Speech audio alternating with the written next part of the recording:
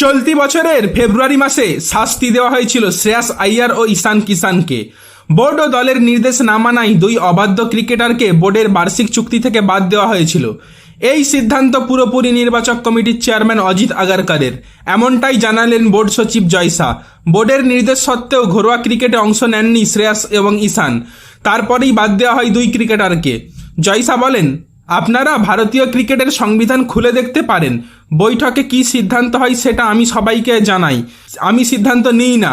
দুই ক্রিকেটার ঘরোয়া ক্রিকেট না খেলাই বার্ষিক চুক্তি থেকে বাদ পড়েছিল, সেই সিদ্ধান্ত নিয়েছিলেন অজিত আগারকার। তিনি আরও বলেন, আমাদের দেশে ক্রিকেটারের অভাব নেই, নতুন ক্রিকেটার উঠে আসছে, তাদের জায়গা দিতে হবে।